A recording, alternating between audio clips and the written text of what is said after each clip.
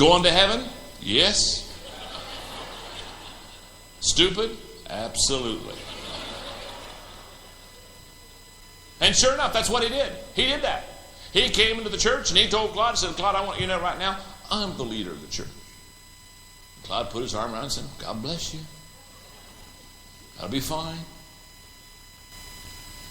He lasted 10 months. In fact, they told me that on one Sunday morning, Claude came up to him, put his arm around him and said, today would be a good day for you to resign.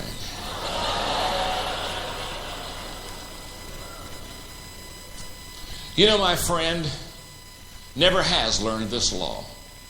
In 30 years of ministry, I'll guarantee you he's been in at least 15 different positions. He's never understood that leadership is influence. Nothing more, nothing less. And you may say, well, John, I don't like that law. I'm the pastor of the church. I ought to be the leader. I'm the godly man.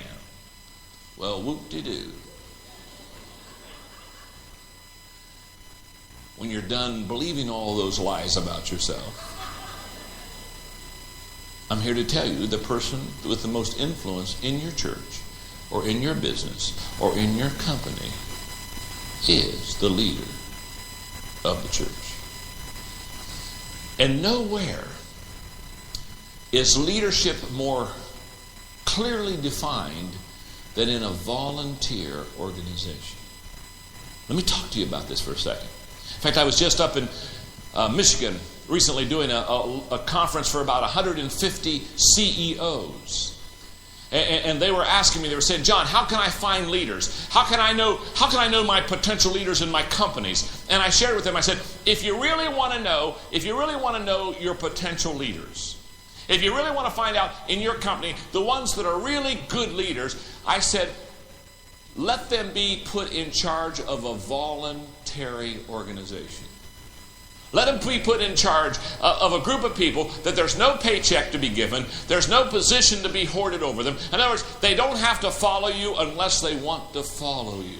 See, the best way to test a leader is to ask them to lead a volunteer organization. That's when you're going to find out. That's when you're going to find out if they're good leaders or not. You see, if you're giving somebody a paycheck, of course they're going to follow you. If you have some kind of position over them, if you're the top in your ranks in some kind of armed services, of course they're going to salute you. And of course they're going to follow you. You've got more stripes on your arm than they do. That's not leadership. Life isn't a 1, 2, 3, 4, 1, 2, 3, 4. That's not life. That's why you and I need to learn how to influence people. We need to know who has influence in an organization. We need to know how to influence people. That's why I wrote a few years back the book Becoming a Person of Influence. Because I wanted to help people understand how to influence people. Because if you know how to influence people, you know how to lead people. Because the person that's the largest influencer in the group is the leader of the pack. Let me take, 5 minutes.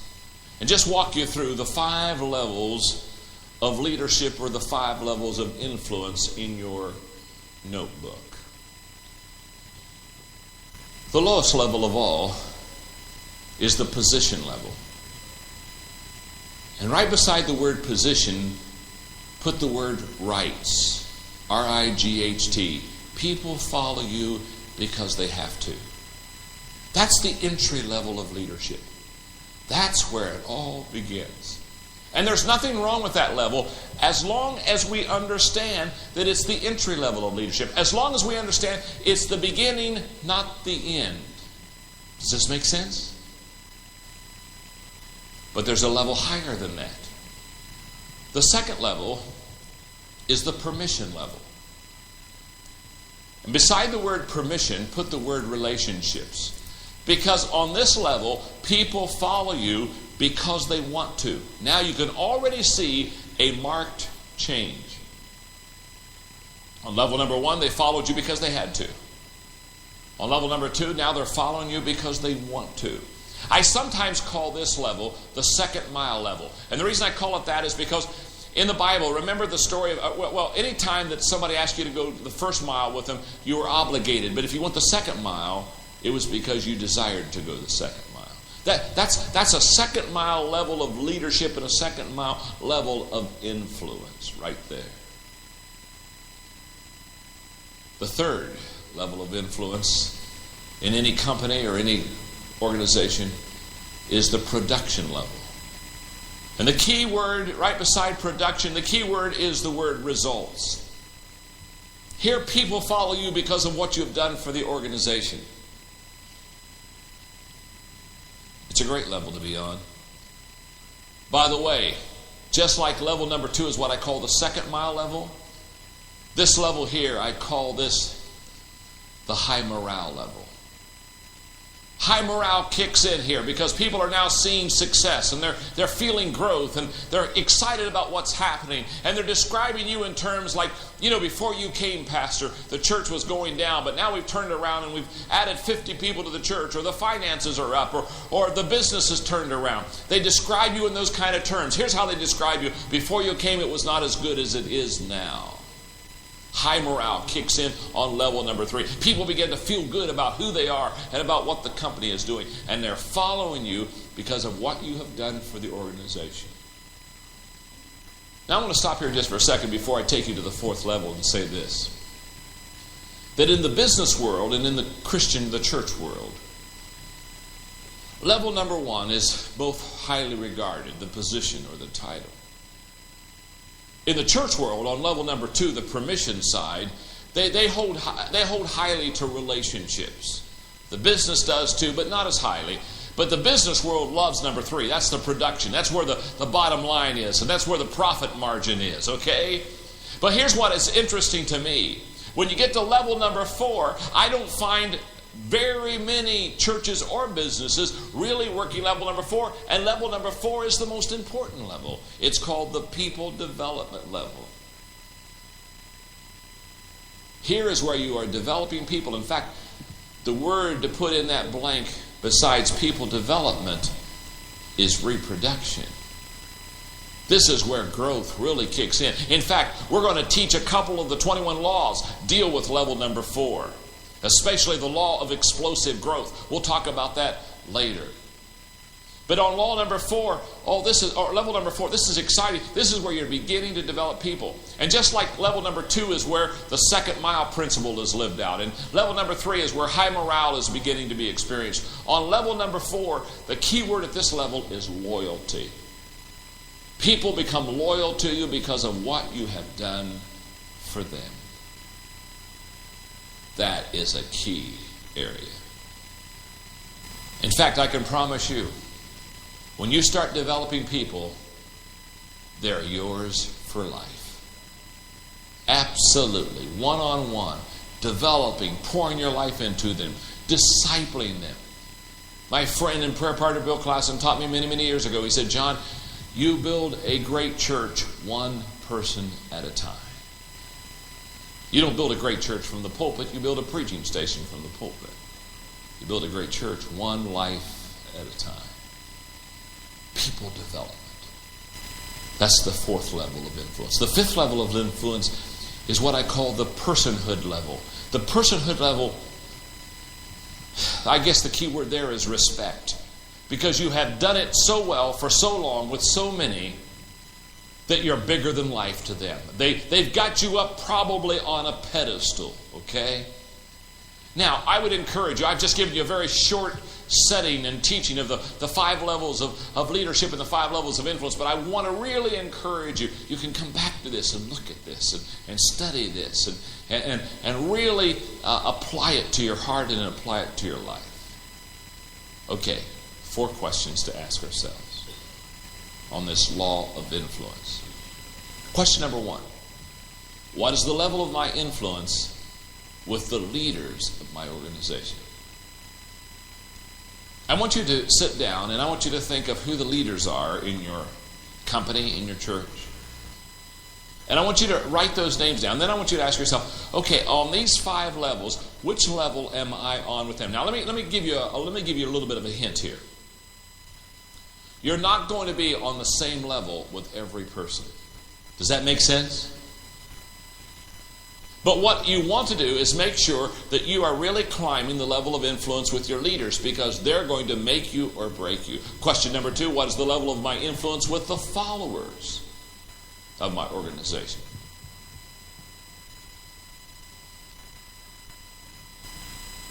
Let me stop here for a moment.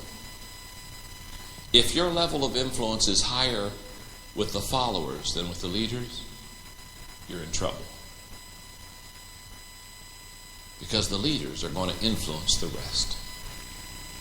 You want to be able to turn that around. And because I don't have time in this lecture to give that to you again, the video kit, the 5 levels of leadership, is key in understanding in depth the teaching I'm giving you right now. Number 3, who are the top 10 influencers of my organization? Sit down and say, okay, who are the top 10 influencers in my congregation? Who are the top 10 influencers in my company?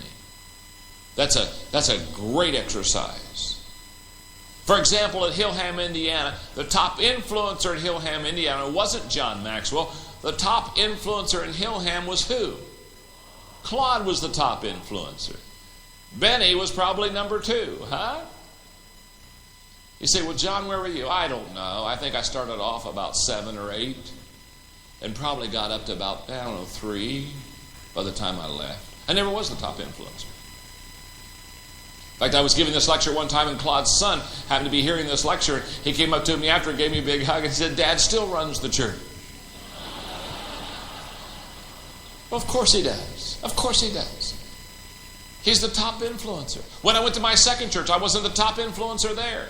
When I went to the third church, I wasn't the top influencer there. I've never gone anywhere where I was the top influencer. You see, that's why it's so important to understand influence, because that's how you lead. You don't lead through structure, you lead through influence.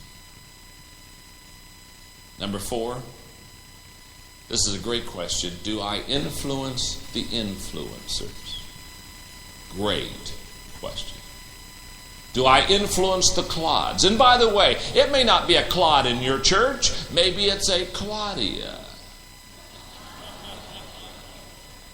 Okay? But do I influence the influencers? Here's what I know about the success of your leadership right now. Listen carefully. Your ability to influence the influencers will determine your ability to grow the organization. If you can influence the influencers, you'll grow the organization. If you cannot influence the influencers, you could have real problems. There are 4 resources that I would encourage you to look at that will help you again with the law of influence. I did a Maximum Impact Club tape called Taking an Influence Inventory. What that does is this tape helps you to look at your own influence level, and basically it helps you to understand what your influence quotient was. And by the way, let me stop here for a second, because this is a workbook, this is a notebook, this is a tool, this is a resource and aid to help you. What I would suggest that you do is we kind of go through these resources, and as I go through these laws, if there's one that you just say, I need to remember to get that, just take your check mark and put a check beside the one that you want to come back to. So when you review these lessons, you say, okay, I wanted to get that tape, or I wanted to get that book, or this will help me in my leadership development. Then there's the 5 levels of leadership. Then there's the book. Well, in fact, 2 books I wrote. One, Becoming a Person of Influence, which teaches you 10 ways to influence people, and then Be a People Person, a book that I wrote in the 1980s that helps you understand how to connect, relate, and deal with people.